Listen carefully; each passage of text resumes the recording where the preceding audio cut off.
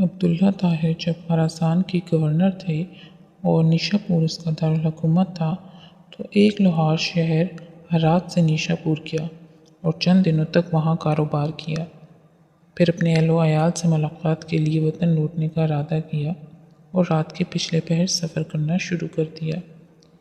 انہی دنوں عبداللہ طاہر نے سپاہیوں کو حکم دے رکھا تھا کہ وہ شہر کے راستوں کو محفوظ بنائیں تاکہ کسی مسافر کو کوئی خطرہ لاحق نہ ہو۔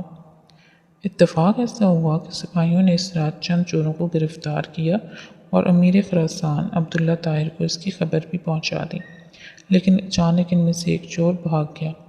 اب یہ گھبرائے کہ اگر امیر کو معلوم ہو گیا کہ ایک چور بھاگ گیا ہے تو وہ ہمیں سزا دے گا۔ اتنے میں انہیں سفر کرتا ہوا یہ لوہار نظر آیا۔ انہوں نے اپنی جان بچانے کی خاطر اس بے گناہ شخص کو فوراً گرفتار کر لیا اور باقی چوروں کے ساتھ اسے بھی امیر کے سامنے پیش کر دیا۔ امیر خراسان نے سمجھا کہ یہ سب چوری کرتے ہوئے پکڑے گئے ہیں، اس لیے مزید کسی تفتیش و تحقیق کے بغیر سب کو قید کرنے کا حکم دے دیا۔ نیک سیرت لوہار سمجھ گیا کہ اب میرا معاملہ صرف اللہ جل شانہ کی بارگاہ سے ہی حل ہے اور میرا مقصد اسی کے کرم سے حاصل ہو سکتا ہے، لہٰذا اس نے وضو کیا اور قید خانے کے ایک گوشے میں نماز پڑھنا شروع کر دی۔ ہر 2 رکعت کے بعد سر سجدے میں رکھ کے اللہ تعالیٰ کی بارگاہ میں رغبت انگیز دعائیں اور دل سوز مناجات شروع کر دیتا اور کہتا، اے میرے مالک، تو اچھی طرح جانتا ہے میں بے قصور ہوں۔ جب رات ہوئی تو عبداللہ طاہر نے خواب دیکھا کہ 4 بہادر اور طاقتور لوگ آئے اور سختی سے اس کے تخت کے چاروں پایوں کو پکڑ کر اٹھایا اور الٹنے لگے۔ اتنے میں اس کی نیند ٹوٹ گئی۔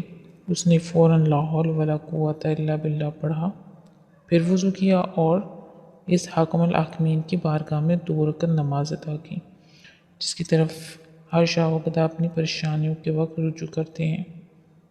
اس کے بعد دوبارہ سویا تو پھر وہی خواب دیکھا۔ اس طرح 4 مرتبہ ہوا۔ ہر بار وہ یہی دیکھتا کہ چاروں نوجوان اس کے تخت کے پایوں کو پکڑ کر اٹھاتے ہیں اور الٹنا چاہتے ہیں۔ امیر خراسان عبداللہ طاہر اس واقعے سے گھبرا گئے اور انہیں یقین ہو گیا کہ ضرور اس میں کسی مظلوم کی آہ کا اثر ہے۔ امیر خراسان نے رات ہی میں جیلر کو بلوایا اور اس سے پوچھا کہ بتاؤ، تمہارے علم میں کوئی مظلوم شخص جیل میں بند تو نہیں کر دیا گیا؟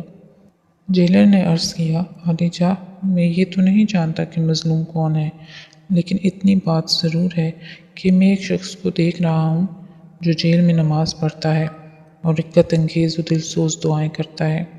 امیر نے حکم دیا اسے فوراً حاضر کیا جائے۔